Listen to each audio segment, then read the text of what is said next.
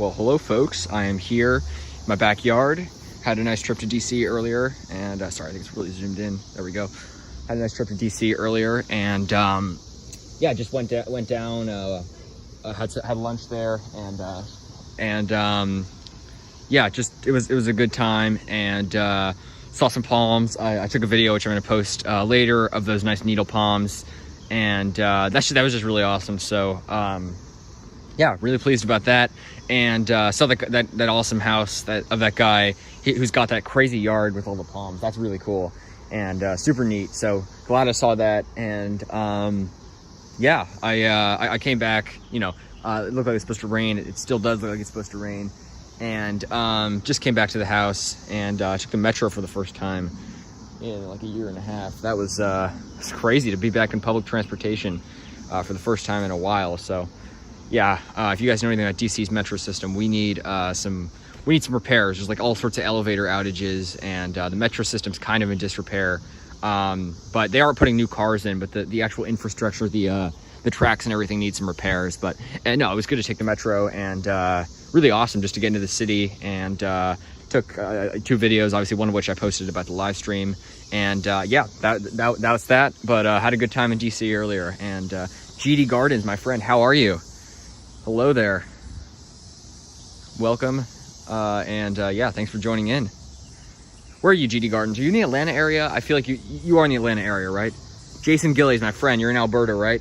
How fast do needle palm roots grow? 006. I have absolutely no idea. I have never measured palm root growth. I only measure the above ground growth, trunk growth, and needle palms are pretty slow growers generally. So if the trunks, I mean, look, you know, a palm can grow large. This is the thing about palms, is that their roots are not invasive, and I mentioned this in the video that I'm going to post soon. Is that, you know, it's to take like a eucalyptus tree, for example, or really any tree. I don't mean to make eucalyptus trees the evil. I love eucalyptus trees. Any tree, really, that you see all the time. You see these big trees in city sidewalks. And this is often true with deciduous trees more than evergreens, because evergreens sort of keep that nice conical shape. Although I shouldn't say that. It's true with a lot of... I meant like more conifers. It's more true with deciduous trees a lot. It's that their spreading root systems will crack the pavement and everything. You can have like a 100-foot washi in a really tiny area, and the roots stay in a root ball. So they won't grow and crack the pavement. So a palm can grow like 3 feet in a year. Washingtonia in an ideal climate will grow that much in a year, and the roots might only grow a couple of inches outward. Obviously the root system is continually growing, but it stays in a ball. So I'm guessing only a couple of inches, maybe at the most, for a needle palm. And again, they'll gain a lot more height than they will actual root growth, because the root ball stays small, which is nice and makes it easier to transplant. But they're pretty slow growers generally. I mean, they probably won't grow more than maybe like 10 inches a foot maximum in a good year. I don't really know. I mean, I've never, mine's small. I planted it recently. I don't actually know needle palms growth, and I certainly know nothing about the root growth. That is a question for I guess a palm root expert. I don't even know who to ask about that, but that's a good question. I would like to figure that out. And I mean, obviously fertilizer isn't going to make the roots grow like crazy, but that's a good question. Will, how are you? Thanks for joining in. I've seen your comments and I loved it, and thanks for watching my videos. I haven't seen you on the live stream, so welcome in. It's been a little while. I did one from LAX, actually, the Los Angeles airport, because my flight was delayed. I'm coming back, so I did a little live stream there. Obviously not the greatest place to do it when I'm like right near Palms, but I was in the airport. So anyways, yeah, here I'm in my garden, and it's been like 3 weeks and I still haven't planted these eucalyptus trees. It's actually quite remarkable how yesterday this eucalyptus, the end of this eucalyptus was shriveled up. It was also like shriveled up, and I gave it some water, and already it's plumped back up, and you can see new growth coming out. These things grow like weeds, and you can see I think it's cicada damage to the leaves there. I don't know what exactly that is, but it's been like 3 weeks, and you can see some damage here. And I mean, they're doing great, but I've got 5 of them planted, and it's been like 3 weeks. I really need to plant these. These I'm not going to plant in my yard. I have 3 cinerea planted in my yard. I've got 1 stellulata from my friend NJ Palms, and what was I going to say? Yeah, so I got 5 of these. I already planted 3 in my yard. My yard is small, so I'm not going to plant more cinerea. I want to save room for other eucalyptus species because they're really fast growing. So these I'm actually going to try planting in town. And again, I did plant a public sable minor in my local park. Obviously, that's not my town. That's managed by the parks people. And that did not go over too well. They removed my sable minor within a couple weeks. That was really unfortunate. And I wish they could have just taken out the sable minor, maybe like tossed it on the ground or something where I could pick it up. But no, I don't even know what they did. I looked in the trash can. I looked everywhere at the park. but I guess the parks people, I don't hope, I'm assuming it was the parks people. I don't know who removed it, but yeah, that's that. Anyways, got a Coast Redwood. Awesome. That is awesome. I really want one of those. I've collected cones from them in the past. Right now they have little cones and they're developing cones, but yeah. They develop cones, and so I'm gonna try to collect some soon. And that's awesome. How big is it? Because they grow decently fast, and there's some big ones at the Arboretum. I love Coast Redwood, probably my favorite redwood species. I don't know. The Dawn Redwood is definitely my least favorite. I mean, it's incredibly common here, and it's also deciduous. The only of the 3 redwoods that are deciduous. So I love Coast Redwood, and there's some big ones here, but I don't even know if I have room for one. I would love to get one. And they're just awesome trees. So that is awesome. Great for your climate, by the way. Nice and wet down there. And I mean, they're very hardy. They're fully hardy here. There's a big one at the Arboretum, which I have a video of. Can needle palms survive -31? Jason, I actually saw that you posted that on Facebook as well. I actually saw that. They definitely cannot. I mean, I'm going to say definitely -31 Celsius. I looked that up, and that is about -23 Fahrenheit. They're listed as hardy to -20 and even -20s for extremely brief periods. The reason they're listed as that hardy, and some might even die at -20, is if you have a brief overnight of -20, they might survive, but they're going to be really badly damaged. The coldest they're ever recorded, there's one that was recorded surviving -21 in I believe Knoxville in eastern Tennessee, and that's why they're listed as hardy to -20. So their records of a big one surviving -20. Now, as far as -21, as far as -23, it would have to be extremely brief, and it would be extremely badly damaged. I'm going to say there's a chance if it's incredibly brief, but you're going to have some serious damage. And in a place like Alberta, where it could get to -30, if it gets to -31, it's probably going to stay like that for a little bit in a bad winter day. I'm going to say no, but maybe for the very briefest period of time. But even that's very unlikely. Yeah, give it some protection, but they are great palms for your climate. I mean, like 10 or 11 months out of the year, probably 10 months out of the year, they'll do well. Just might need to give them a little protection in winter. Yeah, -31 is a little too cold. Oh yeah, thank you so much, Will. I really appreciate that. And yeah, I really appreciate you watching them. Thank you so much. Let's see this. I have some sable minor seeds in my growing box, still waiting for them to sprout. Awesome. Yeah, I've got some sable palmetto seeds in the baggie that I'm waiting for to germinate. And you'll see they're actually germinating a little bit. I planted them about 2 months ago, threw them in the baggie, and they're germinating. There's little stubs of growth on them right now, and I gotta wait for them to get little leaves on them. Then I pull them out of the baggie and replant them. But baggie method's awesome. That's awesome. Got them in the box. That's a good way to do it. So yeah, keep us updated. Let me know when they sprout. Also some jubaeas and Insete vetricosum. Awesome. That's a great species. Wow, Will, where are you? Are you in Germany? I feel like I heard you were in Germany. I might be wrong. But if you are in Germany, those are great species. Insete vetricosum, maybe in southern Germany, you might get away with it. I don't actually know exactly if they'll survive anywhere in Germany. They're certainly not fully hardy here, but you do see them planted a lot in the summer, as sort of like annuals. Jubaeas do great in Germany. I've seen big ones in southern Germany. You might keep the palm heart dry. Yes, I agree with that. Are you talking about for -31? Yes, yeah. Keeping the palm heart dry is always smart. And especially if it's dry climate palm. The day temps are not -30, and it's -18 is pretty cold. Okay, I mean -28 at night, again, it's getting pretty close to the coldest they can take. If you're having regular nights where it gets to -28, that's probably gonna kill a needle palm. Again, they're hardy to -28. What is that, like -19 Fahrenheit, something like that? Maybe -20, I don't know. That's like the very coldest they can take. And that's like a one-shot, like maybe one night where you get an extreme cold blast of -20. I'm not going to say they are reliably hardy. If you're having multiple nights where it gets down that cold, you're definitely going to need some protection. I mean, I'm assuming you protect yours. And I've seen your palms. They look awesome, Jason. Almost, I am in Austria. Austria, I'm sorry. I don't mean to stereotype and put all those countries together. But Austria's got palms. Yeah, that's like southeast of Germany. So, great country. I know basically nothing about Austria, but I do know that there are palms. I know it's like very mountainous, neighbor of Switzerland and Germany. So awesome. You have videos, do videos on your channel? Because I would love to see that. It's a beautiful, I've seen pictures of Austria. It looks gorgeous, and I've seen pictures of some nice trachycarpus there. Oh yeah, 7B8A. Yeah, you're in a nice warm area. That's good. Yeah, Scruffy, welcome. That's my My brother is Scruffy, by the way. That is my brother. And this is, by the way, if you see his profile picture, this is my lizard. Brought him out here. And here, look at this, by the way. Cicadas. They're sort of starting to go away, but I don't know if Will, you probably don't even know what these are. They're probably none in Austria, excuse me. But look at that. He loves these cicadas. This is my bearded dragon, and he's you don't have to worry about him running away. He's nice and slow, but yeah, great pet, by the way. No worries, awesome. Yeah, 7B8A, that's a nice warm climate zone. Is that USDA? Because I know some countries like Canadian climate zones are colder. I don't even know how the Canadian climate zone works, because I guess like zone 7A is zone 6A in the US. So I'm assuming that's USDA hardiness zone. I mean, the zones were invented, by the way, that the USDA hardiness zone system, fun fact, was actually invented at the United States National Arboretum right here in DC, where I have plenty of videos from. So that's kind of cool, you know. I mean, all the big departments. The USDA stands for United States Department of Agriculture, which is headquartered in DC, of course, because it's a U.S. federal department. And the Arboretum is run by the USDA, and I think the Botanic Garden is too. So that's really neat. Awesome. Scruffy, thank you. The needle palm can survive.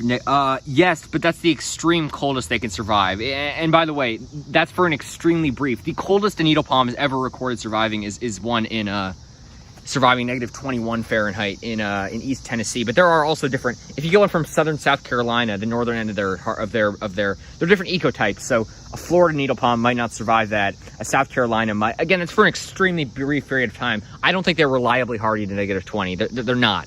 But that's for an extremely brief period of time. They have survived that on record, but that's very cold.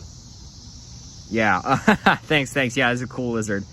No worries. All right, awesome. Zones are changing. Oh yeah, you know what? I bet you needle palms will be, you know, maybe one day needle palms will be bulletproof where you are, Jason, or windmill palms. I mean, needle palms probably maybe not long. Yeah, the zones are changing fast, and I'm expecting a zone remake soon. So, yeah, we're zone 7A, 7B, but I mean, I saw an article in the Post, the Washington Post, that said that we're already, zone 8. So, I'm expecting an official, obviously it's not official, but I'm expecting an official zone 8.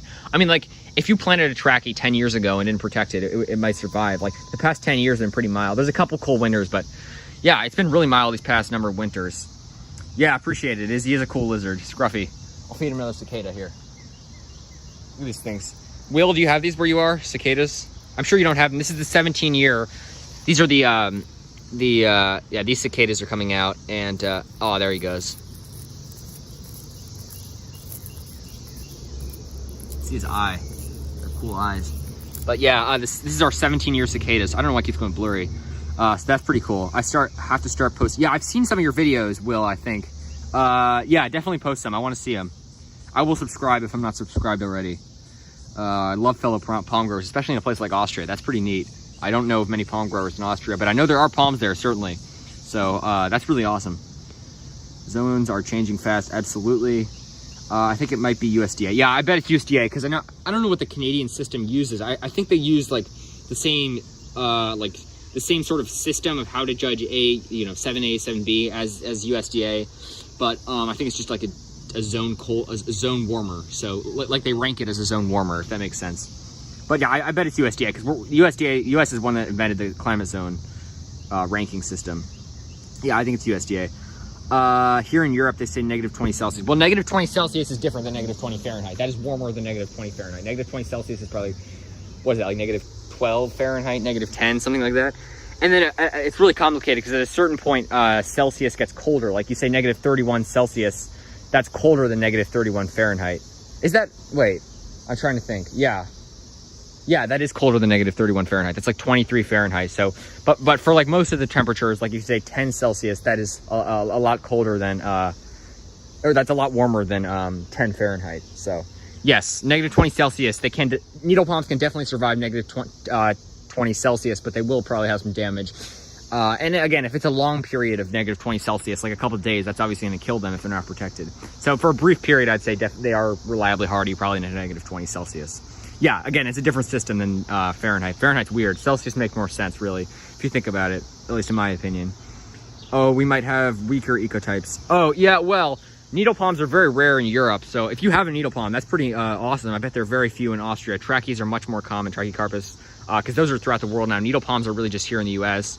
So that means, if you think about it, needle palms here in DC, there's quite a few of them. They're pretty rare palms outside of the United States. I mean, because they're only native to a relatively small area of the Southeast, and a lot of their native habitat's been cleared over. So I've never seen them in the wild, but that'd be really cool. So, I mean, I'm guessing it's probably a Florida ecotype, because that's where they're most common if you have them. But again, it's still almost as hardy. It's just, when you're talking about the extreme temperatures, they might be able to take a couple degrees colder if you have a hardier ecotype, or like a degree colder. That makes sense. Sorry. No, we don't have them. Oh, yeah. These things are crazy, and they're going away now. I saw someone who commented about that, how they're sort of going away. They are going away. You see my trampoline's got quite a few of them on there. But yeah, these things are everywhere. You can hear them actually right now, but if you were here a week or two ago, oh my God, it was like, it really actually hurt your ears at certain points. Like, it was so loud. I did a live stream once during the cicadas a couple weeks ago, and it was so loud people couldn't hear me talking. So they're definitely dying down by now, but there are tons of them. And you'll see these are the shells. So they live in the ground for 17 years. This is my Spanish moss, by the way. The birds took the rest of it. That was on my hemlocks over there. The birds took the rest of it, but this one is still left there because it's sort of shaded by the plant. So that's kind of cool to see that at least some of it is left behind by the birds, but they took it and put it in a nest. They made a nest out of it. So hopefully they'll spread it. But yep. So that's the thing, is that birds take your Spanish moss. It's annoying. But remember, they actually built a nest on the top of a post, so it's not going to, Spanish moss will probably die. But if they do build a nest out of it, remember that is helping spread it. And it's also made a video on that. Like, if a bird takes your Spanish moss, maybe you don't know where it goes. But if they build a nest out of it on a tree, once that nest is out of use, that Spanish moss can start growing on the tree, and it could help spread the species. So Spanish moss is neat, yeah. But yeah, cicadas, there's annual cicadas, there's 13-year cicadas, there's 17-year cicadas. These are the 17 years, so they live for 17 years underground, sucking on the roots. And when I planted my palms like a year ago, or when I planted my trachys a year ago, I dug down and you find the grubs 17 years underground and then only a week or two above ground, and they die, they reproduce. So that's their goal. I don't think they eat it all. Can needle palms survive ground? Yeah. Oh, I mean, they definitely can survive frost and freezes. I mean, if you're talking about freezes being below 32 Fahrenheit or 0 Celsius, yeah, they can. It just depends on how cold. They can't survive, extremely. I mean, they can definitely survive any freezes where you are. I will assure you that. Oh, sorry. I thought that was Will. Jason, I'm sorry to tell you that no, that they cannot survive negative 31 Celsius freezes, but you could try warming up the ground. Like, sometimes if you have like palms planted above a parking lot, it'll help warm the ground. But yeah, they are subject to root freeze, and that's why keeping them in a pot, palms in pots are less hardy, because that's like a tiny area of concentrated dirt as opposed to the entire ground. So that area can freeze much easier than the entire ground. And if your roots freeze, your palm is toast. But they can take a freeze. They can take ground frost, that just only to a certain degree. And needle palms can take it more than any other palm. So they're great hardy palms. Josh Cross, my friend from West Virginia, how are you? Welcome. I just went to Lowe's in Gainesville, Virginia. I have lots of palm. Oh my gosh. What is this deal with the, someone told me about the Fredericksburg, they have giant windmill palms at the Lowe's. I haven't been to the Lowe's here, but I went to Home Depot and they didn't have palms. And then I went to Southern California Home Depot and they had like a $19 Pindo palm and like a $79 Camarops that was like 5 feet tall. The palms there are so cheap. It was like a $19 Camarops that was already like 2 or 3 feet tall. It's crazy. I wish our Home Depot had that. I need to go to Lowe's. I bet you the Lowe's around here would have windmill palms. I called the one Lowe's, I think, and they said they didn't have palms. But I don't know if they know what they're talking about. That is so lucky. Yeah, I'm glad you got it. That's awesome that you got it. 4 to 5 foot. There is one store in Alexandria, Virginia, that does sell huge $1,000 windmill palms. They also sell smaller ones too. And I want to go there, but $1,000 is expensive. Called Hollywoods and Vines. It's a garden center that sort of specializes in hardy palms in Alexandria, and I've never been there. I've never seen needle palms here. Oh yeah, you definitely need to find some seeds. You can find online, but yeah, I guarantee you there's probably very, very, very few needle palms in all of Austria, and even in all of Europe. They're incredibly rare. I think there's one at the Botanic Garden in Rome. I'm sure there's some obviously in private gardens in London. I know there's some in England. That's probably where they're the most common, but they're very rare outside of the United States, and they're big ones even in New York, which is, that's in northeastern US. It's pretty cool. They're big needle palms, never protected in New York. They're pretty bulletproof in New York. So that's actually pretty cool to see, but they are rare outside of the US. And I'll go show you my needle palm right now, by the way. Yeah, definitely find some, and you can probably find some specimens online, but they'll be expensive to ship. So I get some seeds. Yeah, so even needle palms with seeds here are rare. You'll find a lot of needle palms, but when they produce seeds, that's rare.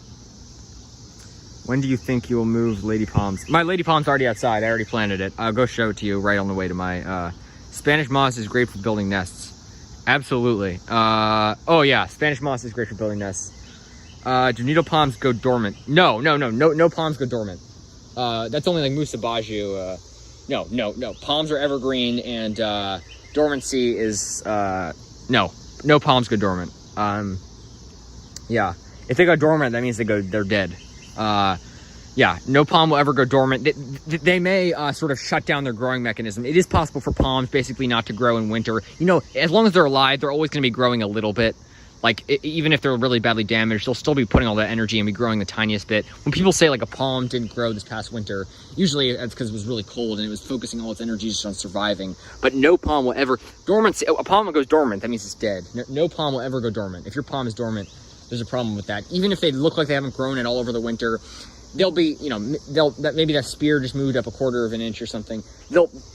The reason they don't grow is because they're channeling all their energy into either they're in transplant shock, which isn't dormancy, that's just they're in shock, and that's risk of dying, or they will they'll be just growing the tiniest bit because they're putting all their energy just to survive it. But no palms do not go dormant, absolutely not. Oh really? Is it outside? Yeah, it is. I'm gonna go show it to you right now. It is. I haven't actually made a video of it outside. I made a video of me planting it. Chamaedorea radicalis might go dormant, but not sure. Really? Is that right? I mean, see, the thing with lady palms is they can actually die back, but then they'll grow back from the suckers. People think that's like dormancy, but it's not. That just means that the main trunks are dying, and then because they're still growing that entire time, they're just sending out suckers. So, like, I saw a picture of a lady palm near here. The main trunks died, but they were growing back from the suckers, and they actually weren't protected in the winter in the DC area. So that's why I planted mine, and I'm gonna try to protect the trunks. See, I'm gonna try to find a cicada, but yeah, they do go dormant. Sorry, they do not go dormant even if they lose their main trunks and come back. That is absolutely not dormancy. All right, I'm gonna leave Scruffy here for a second. I'm gonna go over here. Yeah, I'll show you this is my Trichocarpus tequila, by the way. This is maybe my favorite palm. I don't like picking favorites, but this is probably my largest, probably. Either this or my camera ops, and this is a real prize. Got this from Pungo Palms Nursery, Virginia Beach, Virginia. It was, I think, 40 bucks, something really cheap. And it was the biggest one that they had, and he sold it to me for 40 bucks. Really cheap stuff there. It was like 10, 15 bucks for my stable miner. I'll go show you guys. This is my lady palm right here. Woman palm is said to go dormant in its habitat. Really? Huh. I've never heard of palms going dormant. Plenty of people say, oh, my palm didn't grow over the winter, like just shut down over the winter. But no, I mean, dormancy is when it's like it's sort of like temporarily. When things are dormant, they're considered annuals. Like a lot of flowers go dormant in the winter. Musabaju, for example, goes dormant here. But I don't believe that's right. I have to go with Grace. All right, awesome. Scruffy, thank you very much. This is my lady palm, by the way. This is Rapis excelsa lady palm, and I don't know how I got all this dirt on it. But look, I mean, it's doing great. I'm really pleased to see how it's done. I've had it outside for a couple weeks now, and I mean, I would expect I would see something wrong with it if something bad had happened. So. And I put some Apuntia hemifusa here, and the gardeners, oh my God, what do you know? I left my Apuntia hemifusa here. I thought they were gardeners, removed all of it, my neighbor's gardeners. And what do you know? There's still a pad in the ground. That is really awesome to see. I guess it must have pushed through the dirt or something, because they buried a bunch of them with soil. My neighbor's gardeners, they just covered everything with soil. I don't like that at all. And they also chopped down my fig. You see my fig? It used to have a big trunk on it, and they just whacked it down. I don't know what they did, but here are these nice hemlocks. My favorite native trees is the DC area, probably, if you don't count loblolly pines, because they're not really native here, but they're native to sort of the eastern area near Annapolis. But I love these trees. Tsuga canadensis, eastern hemlock, great trees.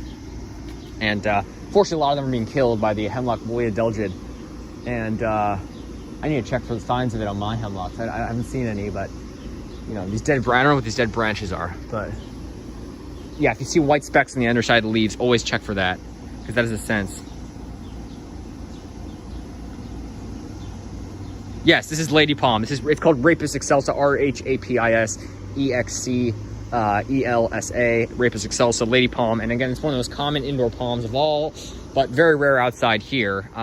You really start to see it, I guess, maybe Virginia Beach, there are probably some, and then very common in Florida outside. But I saw a picture. The reason I planted mine outside finally is because I saw a picture of someone who they left theirs outside, and this is sort of like misunderstood as dormancy. They left theirs outside, and what happened was the trunk, the main trunks died, but it came back from the suckers. You can see actually my suckers. Look at this sucker's opening a leaf right there. You see that little, tiny little leaf right there? Right there. So you see a tiny little leaf there. This is the suckers, which are those little trunks. And that's not dormancy. That's just the main trunks dying. That entire time it's growing, even if the main trunks die. What that means is that the new suckers that were growing that entire time. So they just mulched it over, no protection, and it actually survived our winter here in Occoquan, Virginia. So that's pretty neat to see. Here's my needle palm. You can see it's got a bit of browning on it. I might need to trim this off, but it's doing well overall. Got two nice healthy suckers on it. You can see right there.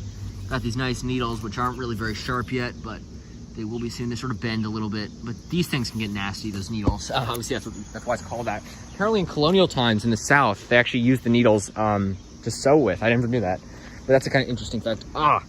English ivy. God, I hate this stuff. Oh, God, I hate English ivy. And see, we always rip it out of our yard, but the neighbors' English ivy, the neighbors have English ivy. Look at this vine of English ivy. These are my dead sago palm fronds. The sago's not dead, but the fronds are. Here's my sable minor. This thing's sort of getting choked out here. Again, this is like 10, 15 bucks from Pungo Palms. Really cheap stuff. So yeah, the needle palm's doing well. It's got a bit of browning, but here we go. Here is this thing hasn't shown any signs of life yet, really. This is my Bismarckia that I got for free. It was like a couple $100 at my garden center. Got it for free because they thought it was dead. And it looks like there's still firmness in that spear, but I'm just waiting. I don't know. It's been a couple weeks. I don't know. We'll have to see. Same with my sago palm up here.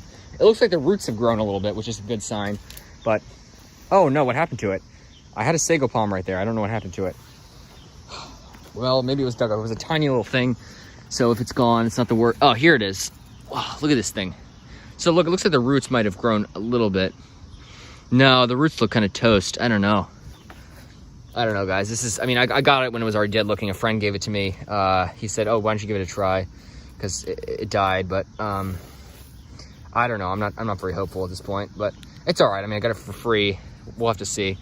And then got this little, this is from NJ Palms. My friend, he gave me this little sable minor seedling. It's a bit dry also, but doing well. Yep, sable minor, dwarf palmetto right there. And then this thing just flushed out this entire new crown here. All these new fronds. It looks awesome. So this is my main sago. That one's looking great. You can see it's like this pest here on this on these azaleas. I don't really care about azaleas, but yeah, they've got this weird like flecks on them. Do people ever sink rigid foam insulation into the ground? Dan Irvin, welcome, by the way.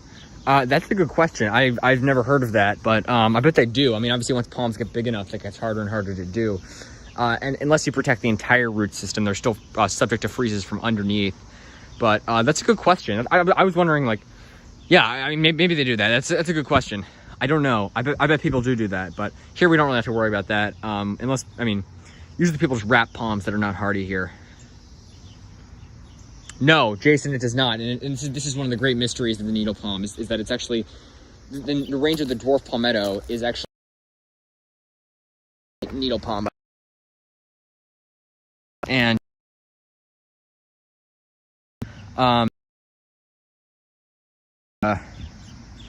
yeah, and then so the needle palms, the range of the dwarf palmetto actually entirely encases the needle palm range. Tell me how the quality is, by the way. I don't know if the video or audio quality is bad, but the needle palms, the dwarf palmetto is native much further north and in much higher elevations than the needle palm, which is only native from southern South Carolina south. I don't think it, sorry, I'm definitely wrong. It definitely has snowed there, but it's very rare. Like southern South Carolina is quite warm. I mean, there's queen palms there, king palms, I think maybe even some.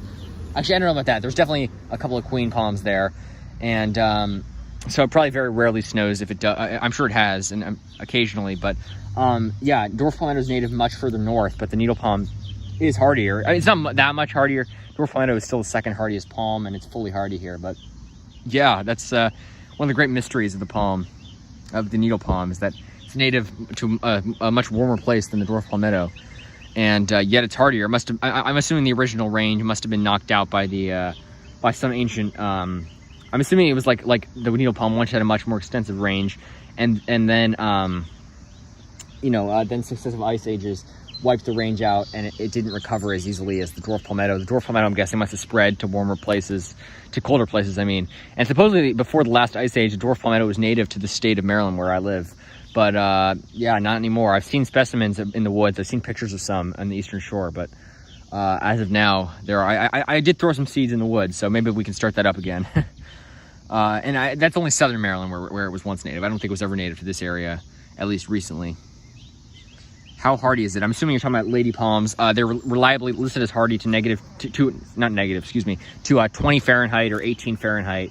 But the thing is, they can take colder, I think, but the main trunks will die, but they will grow back from the suckers. And the same thing goes for camarops, which is much harder than that, by the way. Camarops can take like -5. See, it will be fully hardy here, except for the fact that it's a dry climate palm, so it can take the temperatures. It just can't take the wetness. So the wetness will lead to rot and often kill it. But apparently, I mean, mine survived fine most of the winter outside in a pot. And there are reports of not reports. A viewer told me that his in Maryland, right near me, survived completely unprotected this past winter. So they'll take a mild winter here, and even minor protection will help them. And here's another one of my eucalyptus cinerea, by the way. I need to remove that tag there, but yeah, they've grown a lot since I planted them, and they're awesome species, and they're very fragrant. So you rub your fingers on those leaves. Oh, it smells amazing. It smells like Vicks Vapor Rub, actually, which is that, I guess they're like chest rub that sort of helps your chest. It's like a cream almost. And they use eucalyptus oil in that. Sorry. Gotta read through guys' comments. How hardy is it? Oh, yeah, I meant that palm. Yeah, if you're talking about lady palm, yes. Reliably hardy to about 18 Fahrenheit at the coldest. Or that's usually what it's listed as, 18 or 20 Fahrenheit. But then it'll take colder, but it will often kill the main trunks. But it will grow back from the suckers, which is what happened recently. How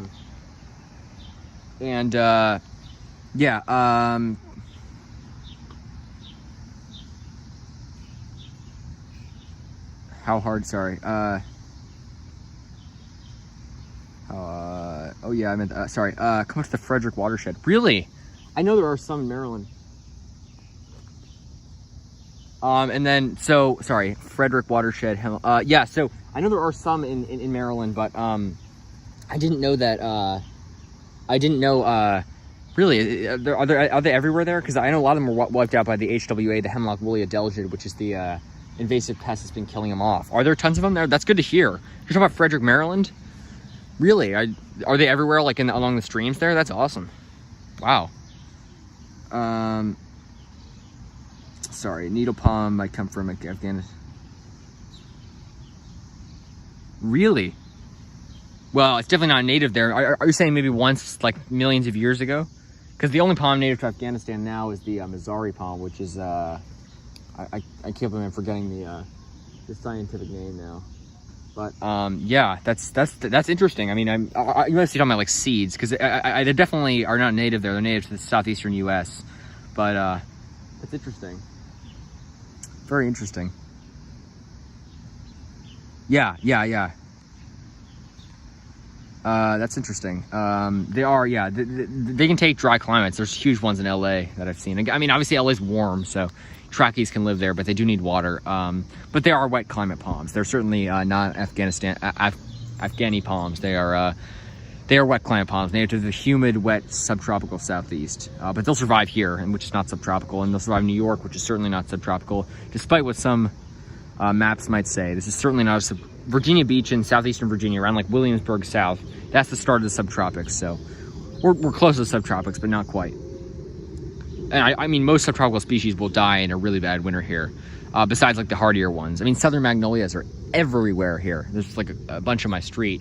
But in fact, my next door neighbor's yard has one. But most subtropical species probably won't survive here in a really bad winter. So that's how I judge it. No, we're not subtropical. Most subtropical species aren't native here. So Virginia Beach is where all, and around Williamsburg is where all the live oaks start to become native, and that's how I judge it. This is now the subtropics. But we can draw a number of subtropical species, which is awesome. I planted Camarops, got some damage, but it is growing strong. Oh, awesome. Yeah, great palm for Austria, and I'm sure that's pretty common there, because you'll see big ones in Switzerland and southern Germany and Austria, I'm sure. That's definitely a great area for them. So that is awesome to hear. And camera ops, yeah, camera ops do great there. And they can take wetness, which is awesome. I mean, you're warm enough that wetness doesn't matter. You get to a certain amount of warm and they can take really wet temperatures, like Hawaii. I've seen big ones in like Honolulu, I think, which is a very wet climate, but it's warm year round. So they are probably more tolerable to wet, warm winters than Trachycarpus, which is nice. Yeah, great palm. I don't know where you heard that. I don't think that is right. I've seen quite a few Salem minor. No, I mean, I've never ever seen one even damaged here because they're foolproof here. I mean, I'm sure in a bad winter maybe they might get damaged, but I wouldn't know because I've never seen them die back here, certainly, or even really be damaged. But no, I mean, they may die back and grow back, but what that often means is just that the main fronds, it's like what's happening by my Bismarckia. It looked dead, but then it grows. It might grow back.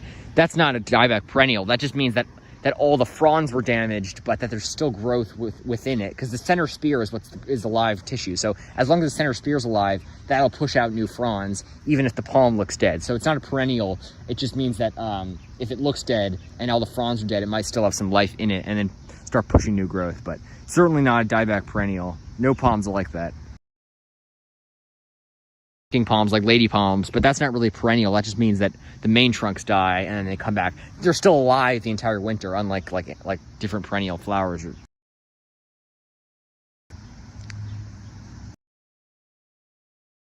Eucalyptus gunnii? No, that's a cinerea. I should get some gunnii because there are big ones here, but great species. Yeah, I love Eucalyptus gunnii, and I've seen some big ones. A couple of them got taken out in bad winters, but there are big ones here.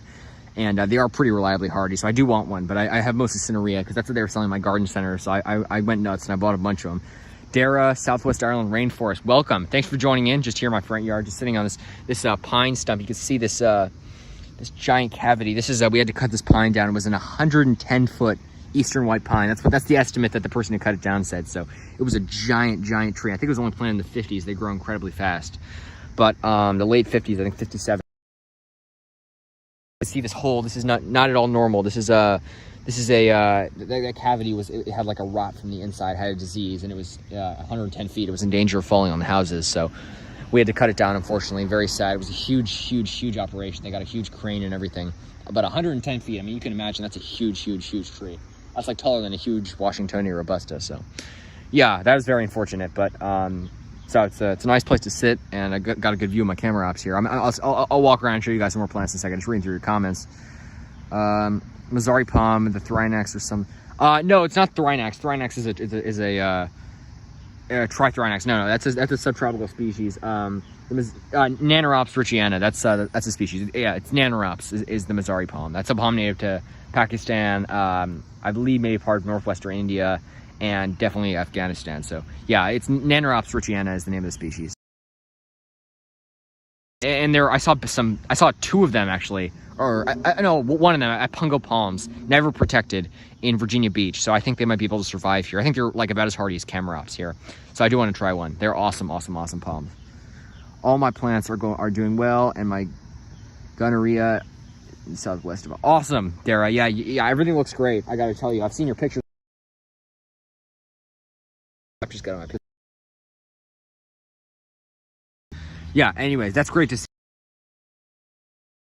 I tell you, looks, but I have a lot. That's good to hear. Maryland, right? Here, I'm really replanting a lot of them, so I'm surprised. So I'm glad to hear. Restricted along waterways, but are there actually the internet connection is unstable? Tell me.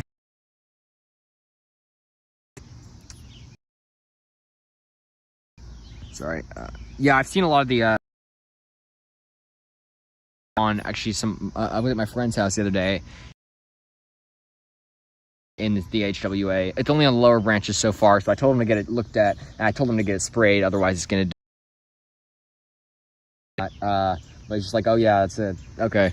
But yeah, they're gonna it's gonna be an unfortunate event when those things die. So if those things die, so he better get those sprayed. Here in Austria now, actually, really, yeah. I mean, it's very mountainous, and I'm sure they're very cold locations, but there's certainly mild locations. I'm sure by that lake. What's that lake like at the intersection of Switzerland, Germany, and Austria? I know there's a lot of palms around that lake, so there's definitely probably some areas where trachycarpus are pretty common. I mean, I'm sure obviously in some areas of Austria, rural areas, there probably aren't as many palms, but I know Switzerland's got tons in certain parts of Austria. I'm guessing like maybe Western Austria, like along the border with Switzerland and Germany, where it's nice and mild microclimate. I'm thinking about Trevor Joyce. Welcome. Thanks for joining in. I'm thinking about using high wattage bulbs, Amido heat, my new Sago in the winter months. Awesome. Where are you, by the way, Trevor Joyce? Because that works, and that's probably a good method to protect them around here. They're marginally hardy here. I saw huge ones in Virginia Beach where they start to become pretty hardy. Massive ones, yeah. Again, they're hardy there, but here they are marginal. And I see there's a 10-foot one in my neighborhood that the guy puts like a greenhouse around it every winter. But it's insane, and it's got suckers, and he cuts them off and plants them. But it's crazy what he does. He goes, yeah. He has a 27-foot washi that died. He had to put 3 stories of scaffolding around it and then finally it got too big to protect. So I think they become hard to protect soon. Pudge Gaming, welcome. Thanks for joining in.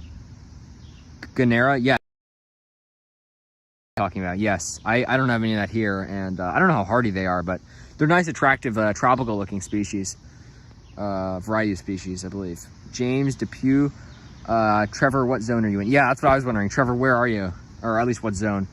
Yeah, Nanorops is the native one. Was confusing them with... Yeah, no, definitely not. Yeah, needle palms are native nowhere near Afghanistan. They are wet climate palms. Yeah, Nanorops is also known as the Mazari palm. They're the same species, Nanorops and Mazari palm. And Nanorops richiana is the scientific name. It's a monotypic genus, only one species in the genus. But yeah, great palms, and despite being dry climate, I mean, they were the one in Pongo Palms in Virginia Beach looked great. So they can take some winter wetness, and they are very hardy, kind of like Camerops, probably just as hardy as Camerops, and just as wet tolerant as Camerops. They're great species. You should try one in Austria. I bet they would do well there. I mean, I'm sure they would probably foolproof there. They're just very rare. That's the thing, is that I believe they're endangered in certain areas. They're native to a pretty small area, and unfortunately a lot of war-torn areas, so the seed is hard to obtain, and they're rare. Like, I wish they were more common. Same with Trachycarpus tequil. It's probably pretty bulletproof here, but they're rare. I probably got one of the only tequils in the DC area. The only one that I know of. Yeah, no problem. Don't worry about it. Yeah, both great hardy palms. Yeah, it's lagging a bit. Okay, sorry to hear that. Yeah, the internet connection is bad. That thing went away, so hopefully it's better now. Trevor Joyce, what zone are you in? Yeah, Trevor, let us know. James Depew, where are you, by the way? What zone are you in? Or what city or state, country, etc. are you in? Thanks for joining in, by the way. Great to have you guys in here. You guys make the stream fun. I'm just rambling on, but got some sap. Oh no, the back of my pants got lots of sap. Sap there. Away, or well, we had to chop it down.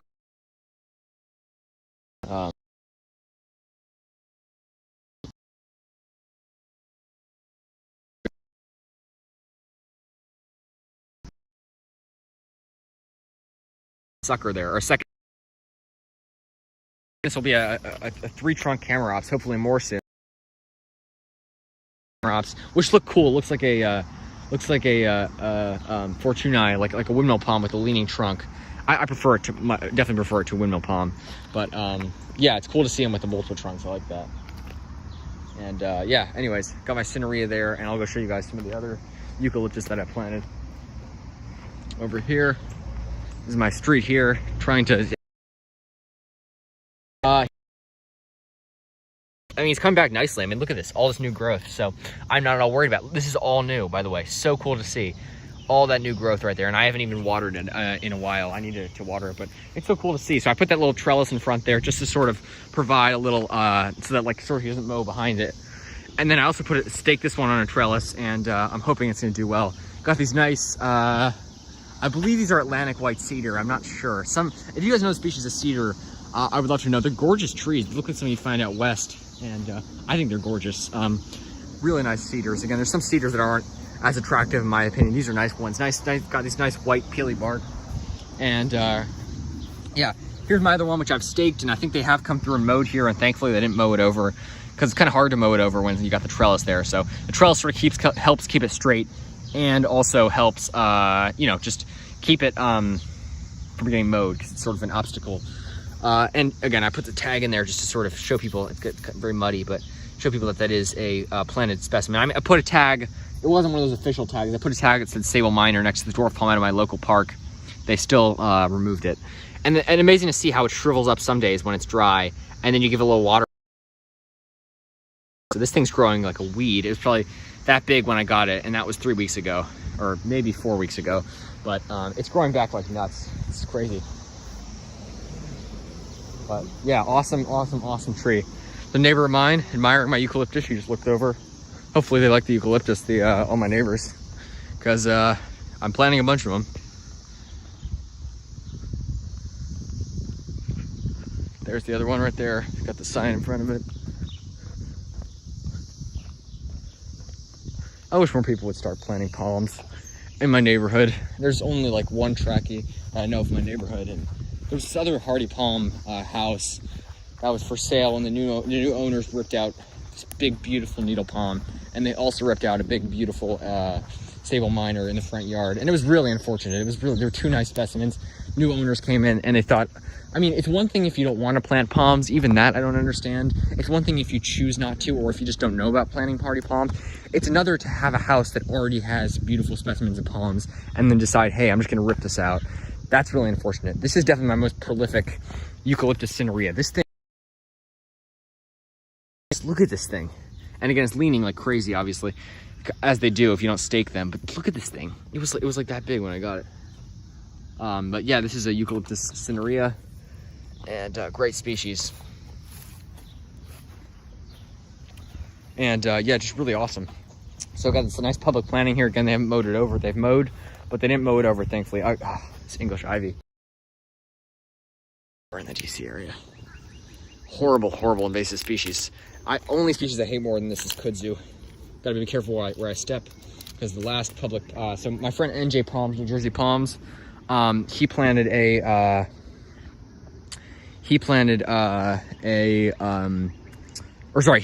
ordered a Eucalyptus stellulata from him, which is a very rare hardy species of eucalyptus, and I'm really glad I got it. And he sent in for free 2 beautiful Sable Minor seedlings. Put one in my yard. I mean, potting soil at the time, so I just stuck it. And they have perished, but this is a nice one. And I stuck it in the ground there, and awesome. And it's not browning like the other one. My other one's brown. And yeah, if this thing takes, we'll remove it. They haven't removed the. It takes off, and I'm hoping horrible English ivy won't take over and choke it out, because hopefully I'm probably gonna rip it out, because it's really easy to manage something that small, but it's everywhere in the forest. And you got this beautiful pine here. That's a gorgeous pine. I think it's Pinus virginiana.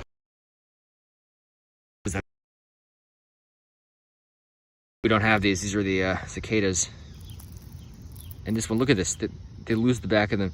Sometimes this back part just rots off. It's crazy. But yeah, let's see how good a flyer there. No, just flew down to the ground. Right, Trevor Joy. Sorry, you actually you're the one who commented about your camera ops. I can't believe it. Completely unprotected, sailed through the winter. Yep, Zone 7A. I expect it'll be Zone 7B or 8A in no time. I mean, they're about to update the zones soon, so we're in need of an update. So I bet you're at least Zone 7B, but yeah, listed as Zone 7A. Same with here. Awesome. University Park. Right, that's right in your college park, right? I have a neighbor who has really never protected. Wow, I would love to know where that is. That's incredible. Wow, I would love to get a video on that. That's incredible. Again, I mean, yeah, a mild winter, they most certainly will survive here, maybe with some damage, but only a bad winter might get them. And in Virginia Beach, they're foolproof. I bet they can make it through fine here. It's kind of like palmettos. like if you get a well-established, I saw two giant palmettos that were actually planted, and they actually made it through 2 winters, and they were transplanted. So again, they were not hardy there. They were just transplanted. They made it through 2 winters before perishing. So they're marginal here. I bet sagos are the same way. Almost next to Milan. Awesome. What do you mean? Milan, Italy? Really? Is that right? Wow, that's a really mild area. There's like all sorts of palms down there. Lots of Trachycarpus. Definitely some CIDP, Canary Island date palms. That's awesome. Nice and mild. Awesome. How fast does Musabaju grow? Jason Gillies, you know, I'm glad you brought that up, because I don't know if you see there, but I've got 2 Musabaju just on my street, and my street's this tiny little street going from there down to there. That's my park. That's where I planted the sable miner, right down there, and they took it away. But look at that. Beautiful Musabaju. These are my neighbors. I wish, I don't actually have any because I barely got any space, but I need to get some in the ground. It's just awesome. I'm gonna try to sneak up this driveway really quickly, get a shot of it, but tons of Musabaju here. They are incredibly common. Again, this is, if Musabaju were palms would be considered common here, because they're much more common than palms. But yeah, you can see a nice holly there with some berries on it. Look at this thing, crazy. Massive Musabaju. And I mean, I just want to show you, look at this massive trunks. Crazy. That stuff is awesome. I would love to dig out a little pup there. Okay, that one looks like it'd be nice, easy to dig out. Maybe I'll have to ask my neighbors, but geez, that's some nice, I mean, look at how exotic that looks. There's few things in the DC area. Obviously, there's probably nothing in the DC area more tropical than Musabaju, unless you count the palms, maybe. But I mean, just you see this big banana-like leaves, just nothing like that. Nothing native here that looks like that. It's crazy. Yeah, sorry. When established, they grow ridiculously fast. It's absolutely right. They grow insanely fast, and you know, I mean, that's the thing is they go dormant. It's gonna grow, you know, it can grow like 30 feet in a year, because it basically, say it's a 30-foot tall specimen, that thing goes entirely dormant in winter here. That'll grow back to its previous size the following year, but how much bigger it actually gets from the previous year, maybe like a foot or two. But look at that stuff. Looks almost like a palm. That's cool. Looks like that palm grass. But yeah, that's awesome. My neighbors are out of town today. When gonna put an update video online tomorrow. Awesome, I will be watching that video. Yeah, keep us posted. Let me know when that comes out. I still need to subscribe. I don't believe I've subscribed to your channel, but that's awesome. I need to see that. I meant the warm Switzerland region next to Milan. Ah, awesome. Wow, that is definitely a mild area. There's got to be a number of trackies there that are unprotected. I forgot to show you guys. This is one of several of my Apunchi Hemafusa pads. Got it from the local patch. If you guys saw my video on the hardy cactus patch, they're actually flowering right now, and that's really neat. But you can see once these little rubbery spines fall off, you can see them here. Then they start to get these galoshes, which are those spines, and I actually got some stuck on my hand from this one. And they're pretty easy to remove, but if you don't remove them, they can hurt. I gave my camera ops a little trim the other day, got those little dead fronds off there, and yeah, I don't know what happened here. It's a little like stunted. Ones are doing well. This is actually, I don't know what happened, and thankfully it went away. So that's really good to see, because there was like a little bit of a rot, and I was worried it'd be an issue from the crown, but it finally pushed it out, and that's all gone. So that's all good to see. All right, let's go show you guys. I'm gonna walk back through the garden. This is sort of just, hopefully next time I'll go to an interesting location. Like sometimes, for those of you that are new here, sometimes I'll live stream from the National Arboretum or the National Mall where there are tons and tons of palms. And that's always fun because, you know, I go and show you guys all the awesome palms there. Right now I'm at my home, so maybe not as exciting, but I still think it was pretty fun. I don't know if you guys enjoyed seeing my palms. I can maybe take a walk somewhere, see the local cactus patch if you guys want. There's my lady palm right there. About, let's see this, probably about 2 feet, maybe, yeah, about 2 feet tall. So it's got some nice size, and it's got it's got 2 main trunks with like 3 other suckers on it, and some new ones coming out. This sucker's just emerging, and there's a number there, so it's doing well. It looks good, and I'm really pleased to see how it's done. So it's an awesome species, lady palm. I'm probably gonna wrap the trunks a little bubble wrap maybe, because they're nice and easy to wrap, because they're probably one of the easiest species to wrap. Just awesome palms all around. And Yeah, let's see. That's awesome. Right next, nice and mild, Will. I love it. Yeah, my camera apps has the same damage. Oh, really? Yeah, I don't know what that is. Some sort of like, I'm sure some sort of deficiency. I planted it and watered it, gave it some peroxide, and that fixed the issue. So let's hope.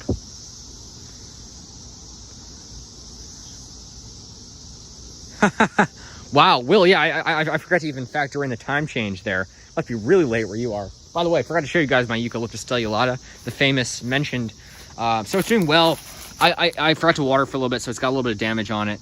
It's in a pretty, this is like the most shady location in my backyard, but still pretty, most sunny location, I mean, but still pretty shaded. So I think I'm gonna move it to the front, trying to find its place for it. But the stellulata is awesome, hardy eucalyptus species.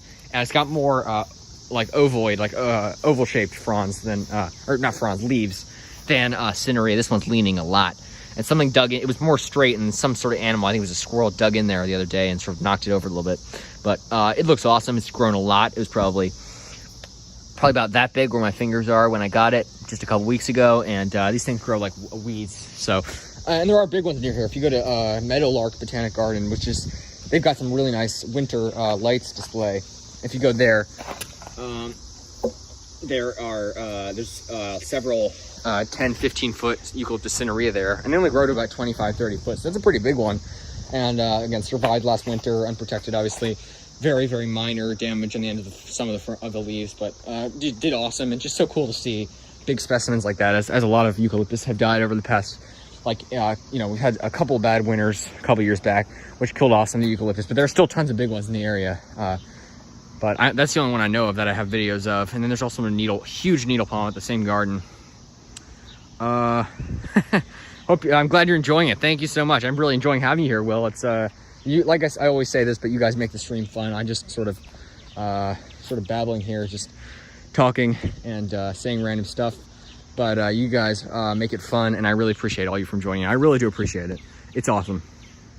There are a few places by me in Ocean County. Oh yeah, Pudge Gaming. I know, my grandparents live near Asbury Park, New Jersey. Sorry, where you said Ocean City? Ocean County. Okay, yeah, is that south of Asbury Park, I believe? It's either the county south or the county north of Monmouth County. I know that area pretty well. My grandparents live near Asbury Park, and yeah, a lot of places plant majesty palms. The most common is probably what's it called? Adenidium morellii, the Christmas palm, and they plant them around here too as well.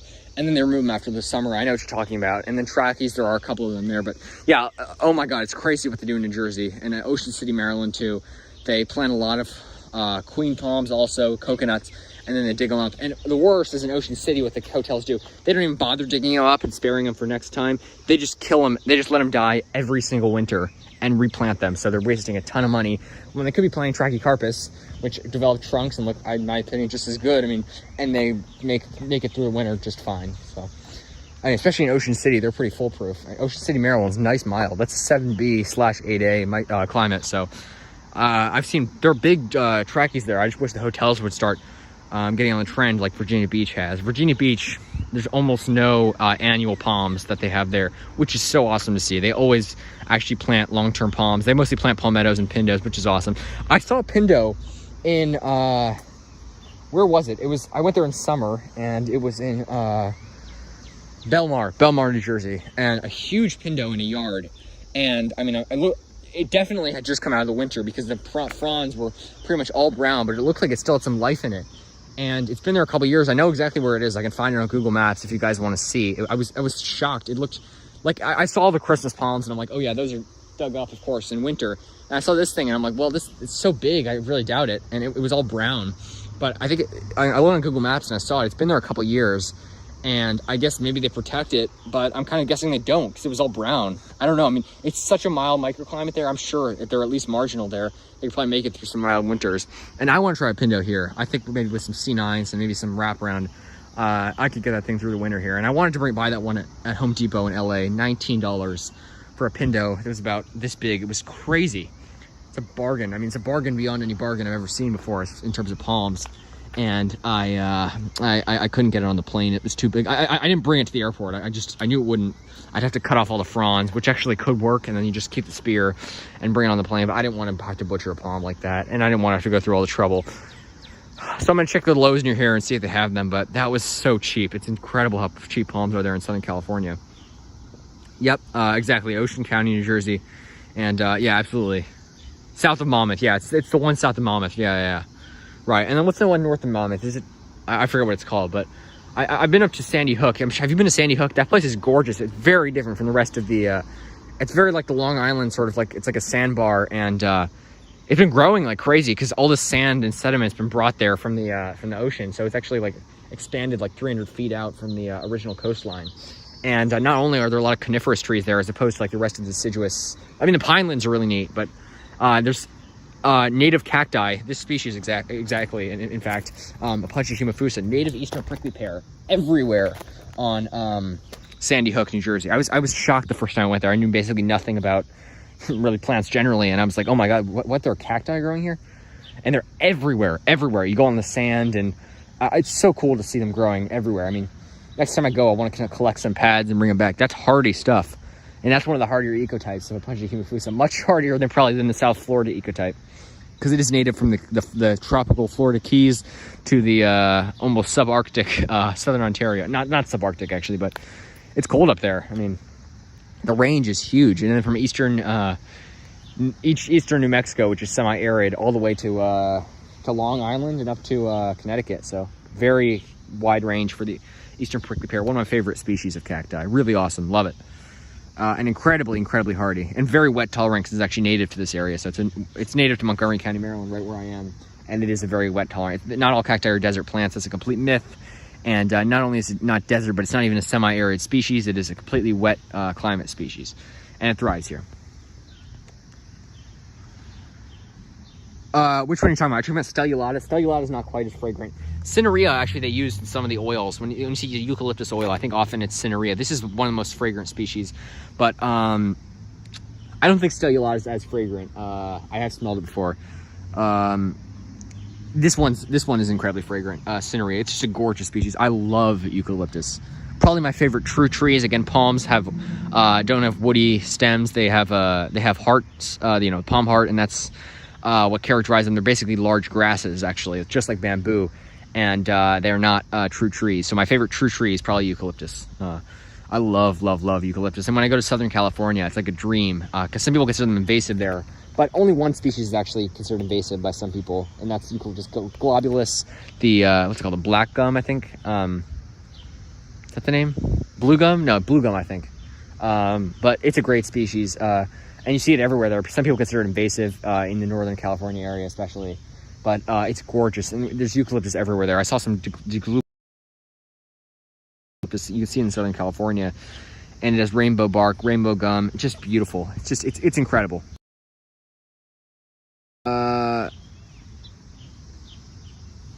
Let's see this. Went to Sandy Hook a few times for the lighthouse.